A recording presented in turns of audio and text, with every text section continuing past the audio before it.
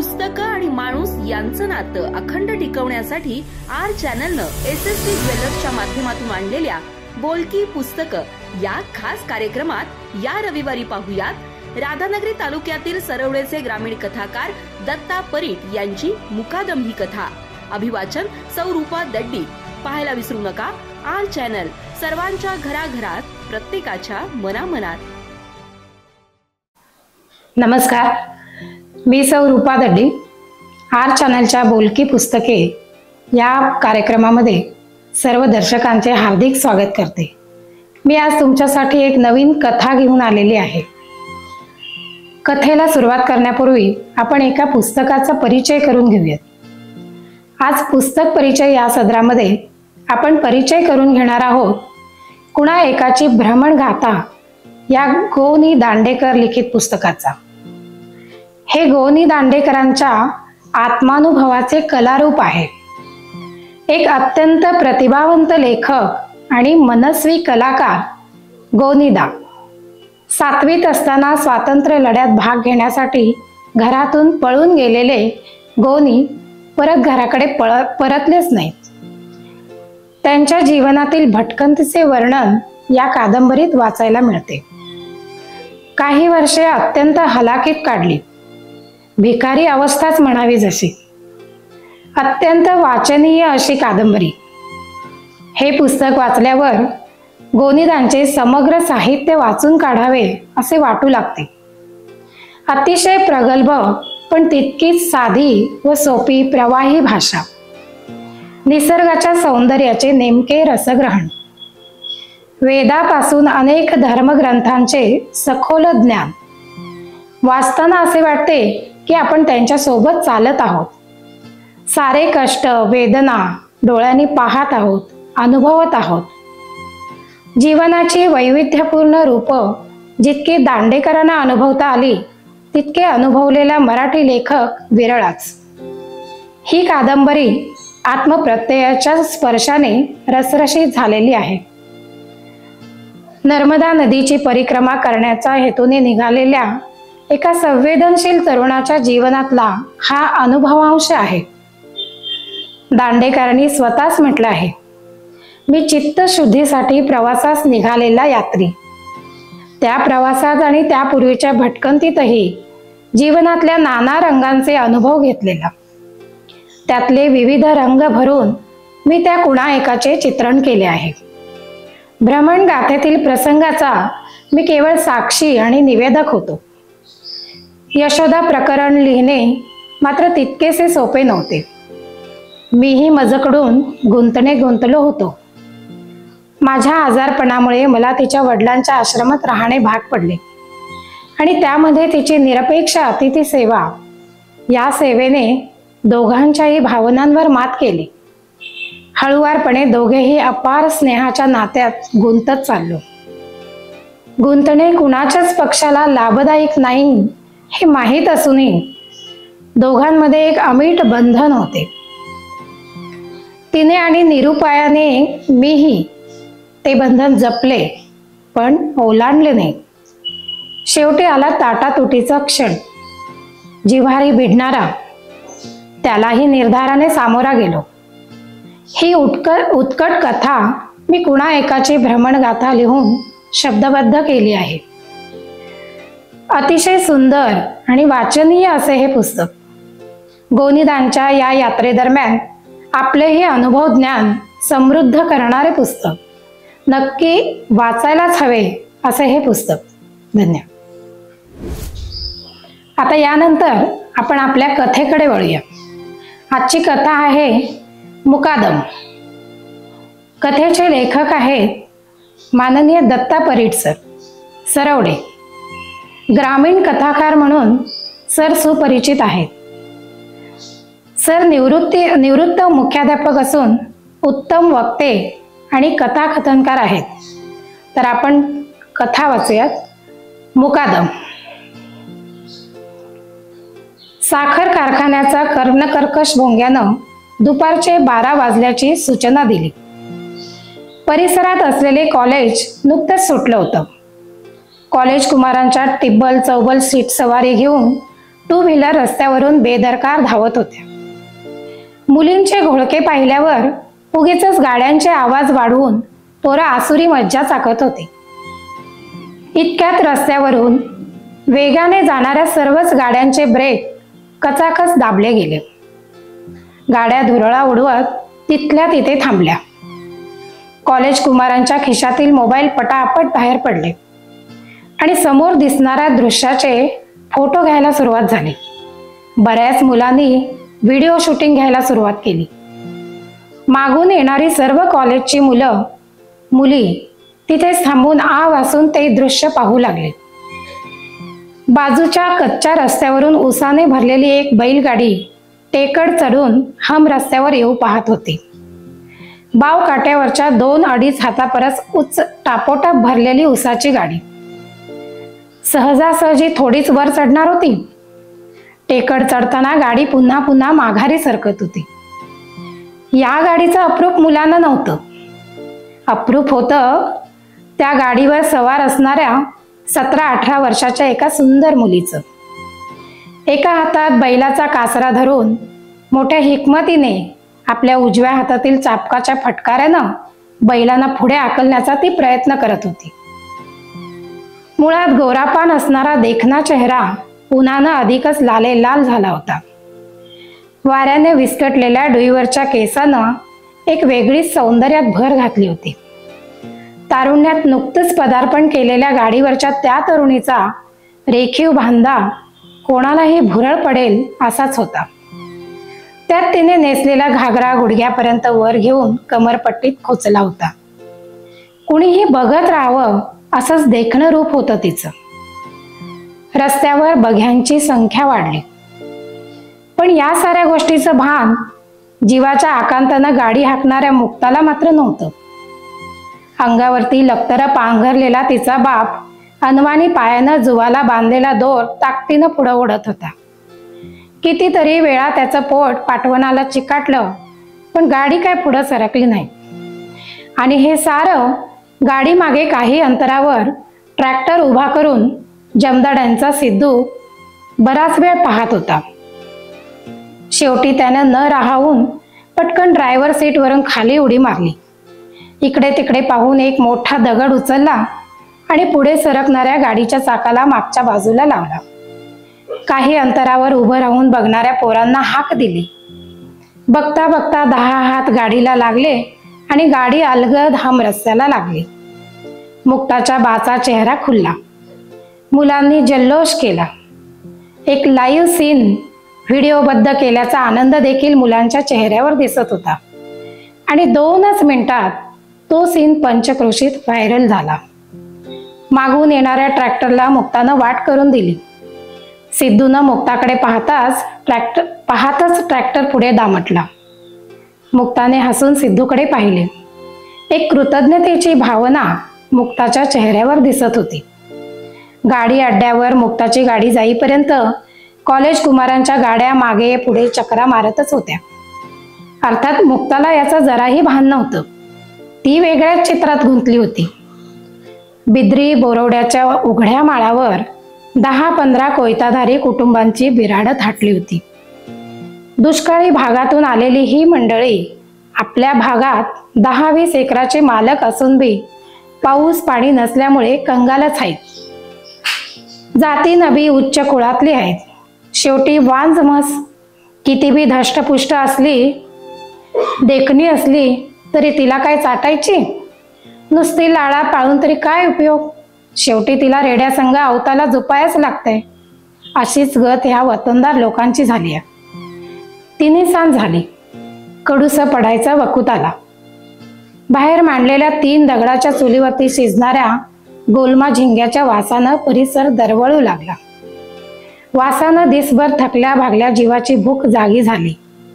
मुक्ता तशी वतनदाराचीच पोर चुलीसमोर बसून चुलीत काटक्या सारत बसली होती. दुपारी घडलेला प्रसंग ती आईला कौतुकानं सांगत होती, पण जनाईचं काय तिकडं लक्ष नव्हतं. लेकीच्या कौतुकाची जागा आता भीतीनं घेतली होती. दुपारपासनं मोटारसायकलीच्या भिरच्या माळावरती का घिरट्या घालायला लागल्यात हे तिला आत्ता ठाव झालं.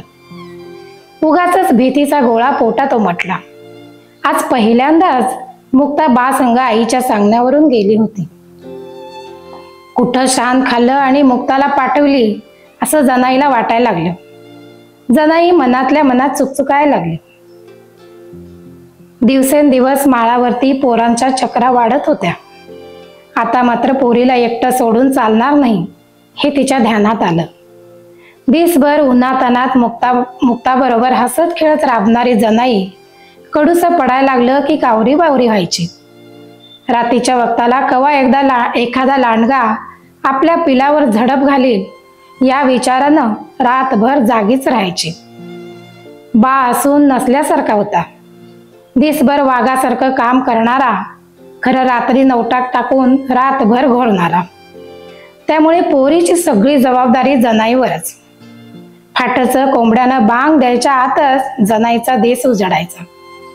भीतीचं दडपण नाहीसं व्हायचं. लहानपणी देखण्या मुक्ताचं समधीच कौतुक करायचे. पर वय वाढेल तसं मुक्ताचं देखणे पण टोचायला लागलं.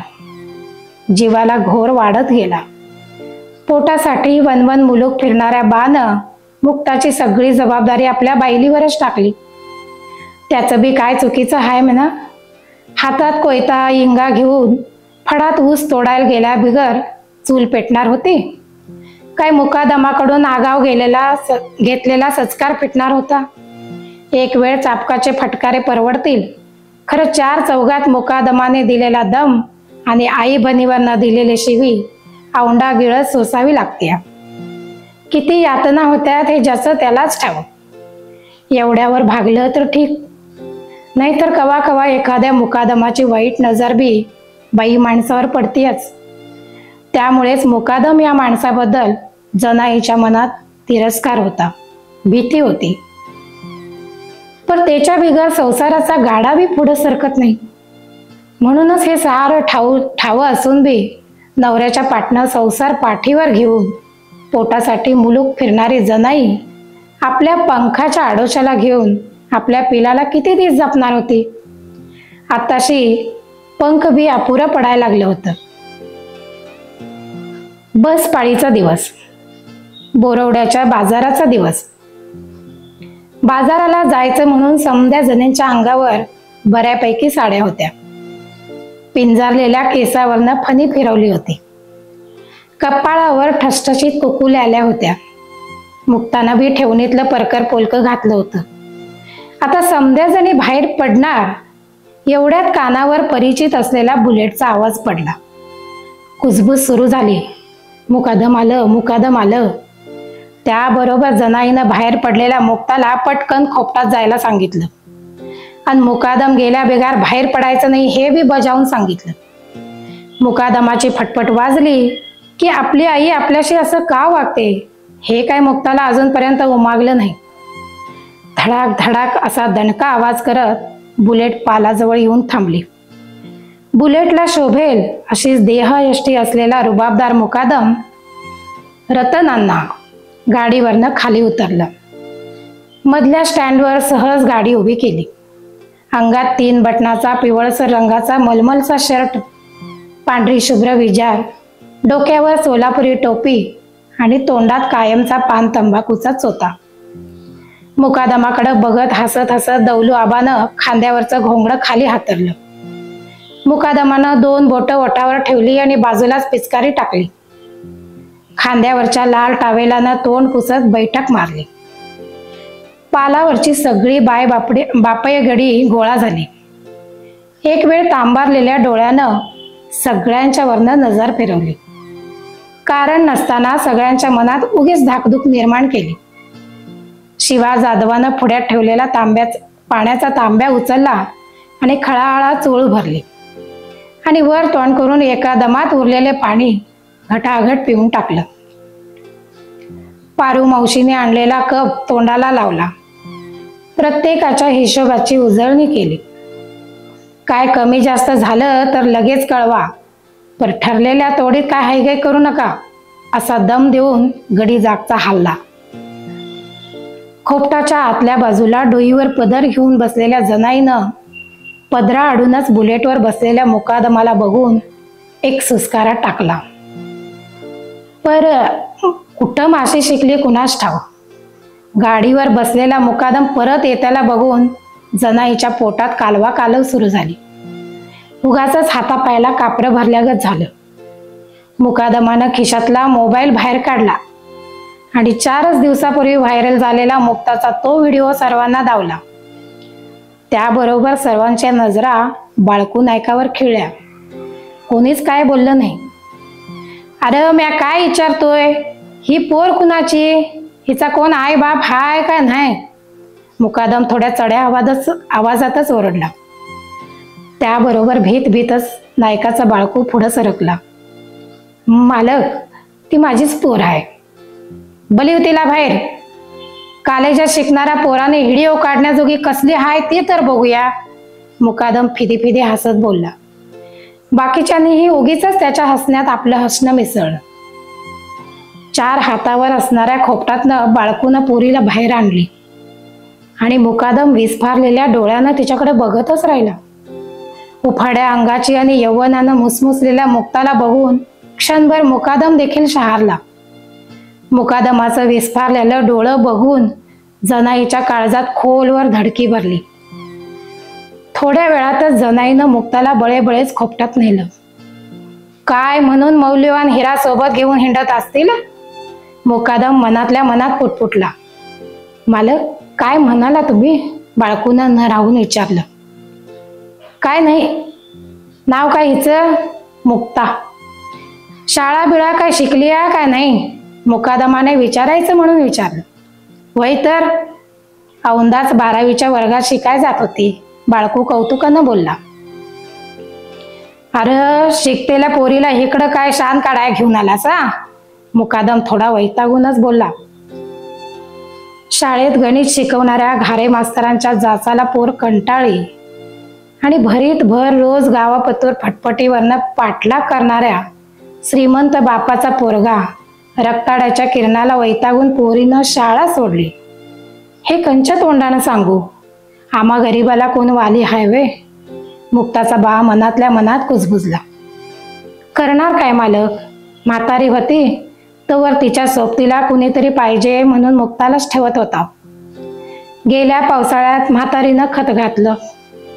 मग आता नाहत्या दोत्या पोरीला एकटं घरात सोडून कसं येणार, बाळकू नायकानं आपली अडचण सांगितली. वय ते बी खरंच आहे म्हणा, पण तू काय काळजी करू नकोस, माझी नजर हाय तिच्यावर, मुक्ताच्या झोपडीकडे बघत मुकादम बोलला. पुन्हा एकदा पानाचा विडा तोंडात खुंबला. खांद्यावरच्या टावेलाने रंगलेले ओठ पुसत तो गाडीकडे गेला. जनाई मात्र पदरा आडनं त्याच्या नजरेचा खानोसा घेत राहिली. मुकादमाने बुलेटला किक मारली आणि धडकी भरणारा आवाज दूरपर्यंत ऐकू येत राहिला. आणि मग सगळ्या जणी बाजाराला बाहेर पडल्या. मुकादम मुक्ताला बघून गेल्यापासून जनाईचा जीव काय थाऱ्यावर राहीना. नको नको ते हिच्या डोसक्यात इंगळी सारं डसू लागले. पोरीला गावाकडं त्यो त्रास म्हणून इकडं घेऊन आलो तर इथं फणा काढून बसलेला हो मुकादम. देवी काळू आई, काय म्हणून माझ्या फाटक्या पदरात हे गोजीरवानं पाखरू टाकलंस. नाती दोती पोर मी कुठवर सांभाळू. आता तूच तिचं लवकरात लवकर 2चा 4 हात कर आणि आभाळा एवढं पांघरून असणाऱ्या भरवशाच्या घरात धाड. जनाई काकुळतीला येऊन देवीला साकडं घालू लागली. 8-15 दिवसानं येणाऱ्या मुकादमाच्या फेऱ्या वाढू लागल्या. उगाच काय बाय निमित्तानं मुक्ताशी लगट वाढवू लागला. येताना कारखान्यावरच्या हॉटेलातनं मुक्तासाठी गरम भजी, कधी गरम वडापाव घेऊन येऊ लागला. इथून मागं आल्यावर 10-15 मिनिटं न थांबणारा मुकादम आता 1-2 तास थांबू लागला. भोळ्या बाबड्या मुक्ताला याचा डाव काय हाय हे थोडंच ओळखणार होतं.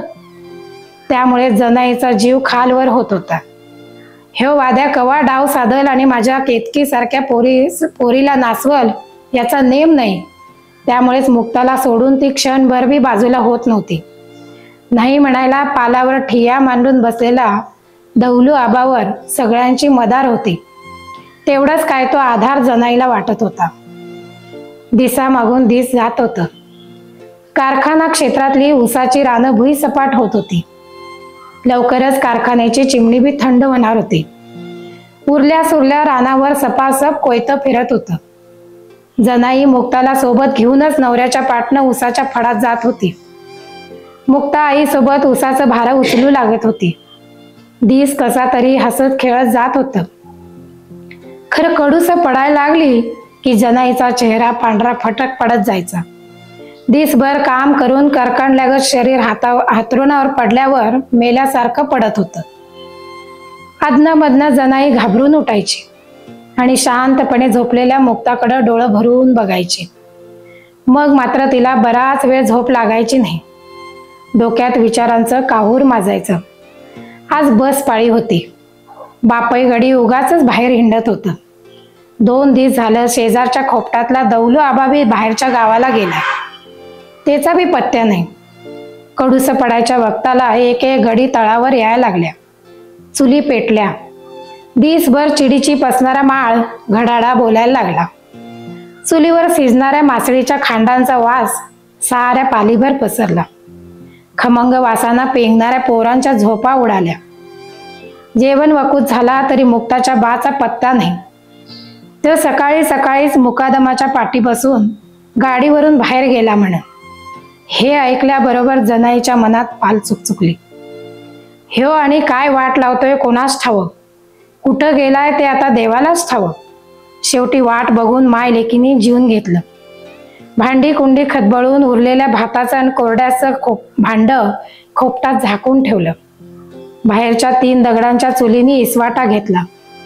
तासाभरापूर्वीचा कलकलाट आता थंड झाला. खोपटाची कवाडं बंद झाली. सारी खोपटं अंधारानं हळूहळू गिळायला सुरुवात केली होती. शांतता पसरली. माय लेकीने देवाचं नाव घेऊन हातरुणावर अंग टाकलं. थोड्याच वेळात मुक्ताला गाढ झोप लागली. बऱ्याच उशिरा कोणीतरी खोपटाचं दार ठोठवल्याचं ऐकून जनाई उठली. दार उघडलं. बाहेर मुक्ताचा बा बेलकांड्या खात उभा होता. सरळ उभा बी राहता येत नव्हतं आणि सरळ बोलता बी येत नव्हतं. उभ्या उभ्यानंच नवी धडुती असलेलं बोचकं त्यानं जनाईच्या अंगावर भिरकावलं. हे घे, माझ्या मुकादमानं दिलंय. मुकादम देव माणूस आहे. माझ्या मुक्ताचं नशीब. ही सटवी त्याच्या नावानं नुसती खडपोडतीय. आता येणार आहे त्यो. हे पैसे बी घे, असं म्हणत खिशातल्या 1000-500च्या नोटा बी दावायला लागला आणि नोटा दावतच शुद्ध हरपलेला मुक्ताचा बा तिथंच कोलमडला. बाहेरच्या बाजूला तसाच त्याला झोपवून जनाईनं त्याच्या अंगावर घोंगडं टाकलं. आज प्रमाणापेक्षा जादा डोसली आहे आणि हे तर मुकादमाचंच काम असणार हे जनाईच्या लक्षात आलं. जनाईला कापरं भरायला लागलं. आता तर अंधाराचं भ्या लईच वाटायला लागलं. आजची रात उद्याचा दिवस बघू देते का नाही कुणास ठावं. घाबरलेली जनाई मनातल्या मनात पुटपुटली. खोपटाचं दार दोरखंडानं घट्ट बांधलं आणि मुक्ताला कुशीत घेऊन झोपली. पण आता झोप पार उडाली होती. दिसभर मुकादमासोबत राहून माझ्या पोरीचं दाल्यानं काय ठरवलंय कुणास ठाव. देवा परमेश्वरा, ह्या उघड्या माळावर ऊन वारा पाऊस इजाचं नाही र भ्या वाटत. कोल्या कुत्र्याचं सापा किरडाचं बी भ्या कवाच मेलया. खरं माणसातल्या ह्या लांडग्यांचं लई भ्या वाटतंय. कवा माझ्या पोरीवर झडप घालून तिची लक्तरं तोडतील याचा नियम नाही. बळ दे रे देवा, बळ दे, असं म्हणून उशाला ठेवलेल्या कोयत्याच्या मुठीवर जनाईनं हात ठेवला आणि डोळे सताड उघडे ठेवून उगाचच कानोसा घेत राहिले. दिसभर शिनलेलं शरीर थोडं जागा राहणार होतं. थोड्याच वेळात ती पेंगुळली आणि गाढ झोपी गेली. मध्यान रात्रीला लांब कुठंतरी फटफटीचा आवाज ऐकू यायला लागला. जडावलेले डोळे उघडायला तयार नव्हते. आवाज हळूहळू जवळ येऊ लागला. तोच आवाज, होय होय तोच आवाज. मुकादमाचीच फटफट आहे. जनाईनं खाडकन डोळे उघडले. पूर्ण जागी झाली. आता आवाज थांबला होता. आता ती जागी राहून पूर्ण कानोसा घेऊ लागली. शांत वातावरणात पाला पचोळ्यावर पडणारा दबक्या पावलांचा आवाज ऐकू येऊ लागला. हळूहळू आवाज जवळ येऊ लागला. जनाई सावध झाली. डुईवरचा पदर कमरेला खोचला. उशाला ठेवलेल्या कोयत्याला हात घातला. मूठ घट्ट धरली. अंगाला दरदरून घाम फुटला. काहीही झालं तरी आज मुकादमाला सोडायचं नाही. त्याचा आज खात्माच काढायचा. जनाईच्या डोक्यात अंगार पेटला होता. दबक्या पावलाचा आवाज झोपडीजवळ येऊन थांबला. जनाईचे डोळे आणि कान भिरभिरायला लागले. कोयत्यावरची पकड घट्ट झाली. खोपटाच्या फटीतनं बाहेरचा कानोसा घेऊ लागली. बाहेर सुनसान होतं. बराच वेळ बाहेरची काही हालचाल जाणवत नव्हती आणि अचानक पुन्हा दबक्या पावलांचा आवाज ऐकू येऊ लागला. जनाई सावध झाली. कोयत्याची मूठ पुन्हा आवळली.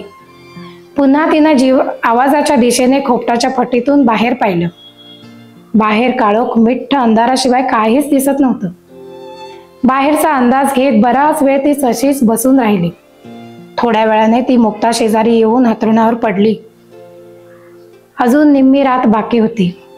शांत वातावरणात लांब कुठेतरी कुत्र्याच्या ओरडण्याने रात्रीची भयानकता वाढत होती. मुकादमाचे संकट अजूनही टळलेले नव्हतं. कवा आणि कुठून झडप घालील हे सांगता येत नव्हतं. जनाईचा हात उशाला ठेवलेल्या कोयत्यावर निर्धाराने विसावलेला होता. रात हळूहळू सरत होती आणि रातभर पेंगुळलेल्या जनाईला फाटचाच डोळा लागला. पहाटे पहाटे खोपटाचं दार ठोठावण्यानं मुक्ताईला जाग आली. घाईघाईनं तिनं दार उघडलं. दारात बा ओरडत होता. अरे काय झोपल्यासा काय मेलासा? किती हाका मारायच्या? नुसतं खोपटं तेवढं मोडायचं राहिलं तर बघा. या कालव्यानं जनाई बी खडबडून जागी झाली.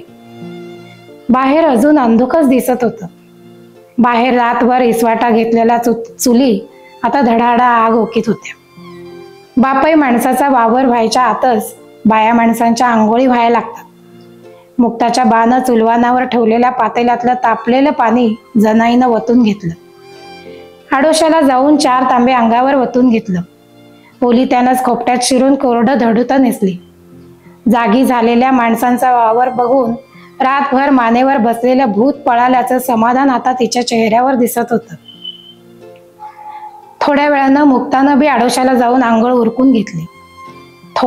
तेवढ्यातच तिचं लक्ष नव्या कपड्याच्या गठोड्याकडे गेलं. अगं आई, ह्या नव्या साड्यांचं गाठोडं कुणाचं? ठेव तिकडं बाजूला.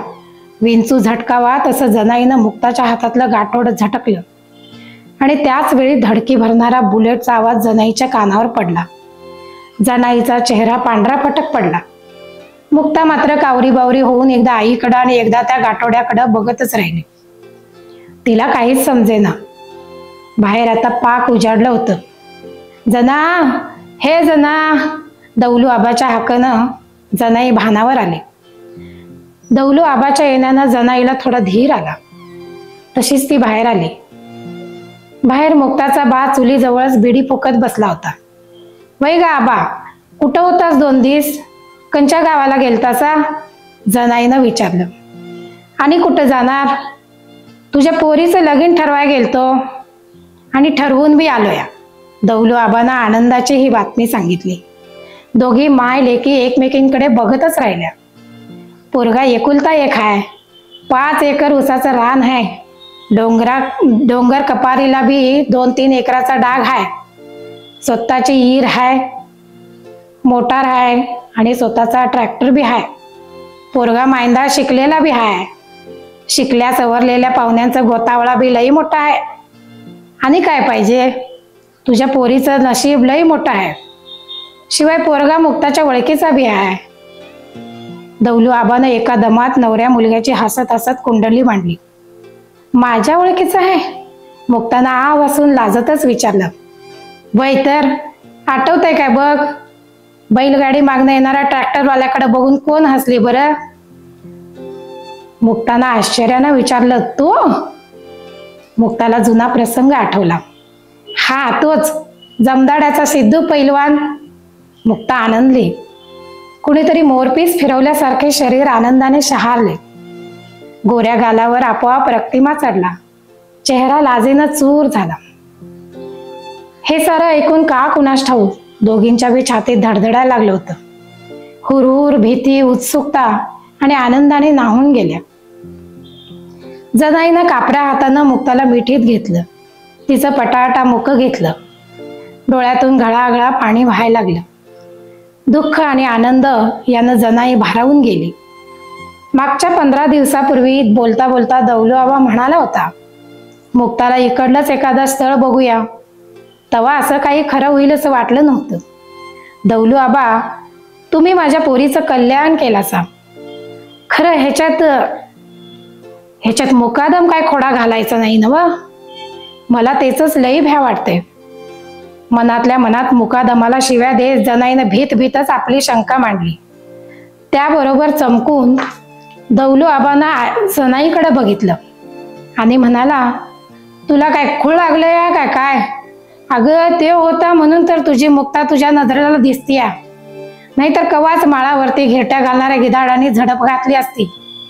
त्यांच्यामुळंच माळावरती घिरटा घालणाऱ्या मोटारी बंद झाल्या आणि त्या देव माणसामुळेच तुझ्या मुक्ताला तालेवार घराणं मिळालं. मी फक्त त्यांच्या मागणं होतो. काल दिसभर आम्ही दोघं बी त्या पाहुण्यांच्याकडेच होता. रात्री उशिरा मुकादमच मला इथून सोडून गेला ना. हे सारं ऐकून जनाईला गरगरल्यासारखं झालं. तिला हुंदका आवरता आला नाही. मनातल्या मनात ती स्वतःला शिव्याशाप देऊ लागली. काय म्हणून देवासारख्या माणसाबद्दल वाईट वंगाळ विचार डोसक्यात घेऊन इतकं दिवस वावरत होतो असं तिला वाटलं. अरे माझ्या कर्मा. त्याच वेळी काही अंतरावर बापई गड्यांच्या गराड्यात बसलेल्या मुकादमाकडे तिचं लक्ष गेलं. पळत जाऊन तिने मुकादमाचे पाय धरले आणि ढसाढसा रडायला लागली. आया बाया गोळा झाल्या. बावचाळलेल्या मुकादमाला काय झालं तेच कळेना. जनाका, रडू नकोस. तू काय बी घाबरू नकोस. तुझी पोर माझ्या पोरीसारखीच आहे. तुझ्या पोरीच्या केसाला धक्का तर माझ्या जीवाला धक्का. ह्यो भाऊ तुझ्या पाठीशी आहे. तर काय तुला घाबरायचं कारण नाही असं म्हणून त्यानं तिला धीर दिलं. मुकादमाच्या या बोलण्यानं तर बराच वेळ जनाईला आपला हुंदका आवरताच आला नाही. जमलेला गोतावळा तिला शांत करण्याचा प्रयत्न करत होता, पण जनाईचा हुंदका काही थांबला नाही. आणि इतका वेळ जनाई का रडत होती हे फक्त तिच्याशिवाय कोणालाच कळालं नाही. धन्यवाद.